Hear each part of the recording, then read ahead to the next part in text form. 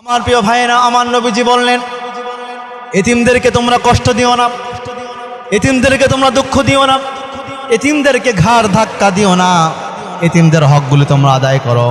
আল্লাহ রাসূল সাল্লাল্লাহু আলাইহি ওয়াসাল্লাম তিনি বলেছেন, যে ব্যক্তি এতিমদেরকে ভালোবাসবে, আমি রাসূল সে ব্যক্তিকে ভালোবাসবো। যে ব্যক্তি এতিমদেরকে, এতিমের যে ব্যক্তি হক আদায় করবে, যে ব্যক্তি এতিমদেরকে ভালোবাসবে, আমি রাসূল আমি সেই ব্যক্তিকে ভালোবাসবো।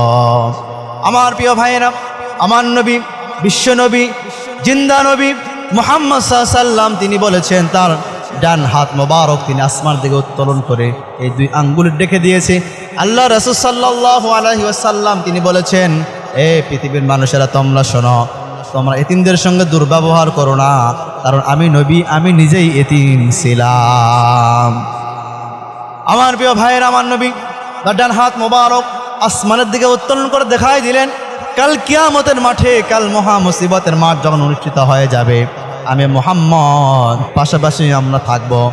আল্লাহর নবী শাহাদাত আঙ্গুল মুবারক আর মধ্যমা আঙ্গুলি, এই দুই আঙ্গুল উত্তোলন করে দেখা দিয়েছে, আমি নবী আর এতিম যেমন পাশাপাশি থাকবো। এই দুই আঙ্গুল, হাতের দুই আঙ্গুল যেমন পাশাপাশি আছে, আমি নবী মুহাম্মদ আর এতিম তেমন পাশাপাশি থাকবো।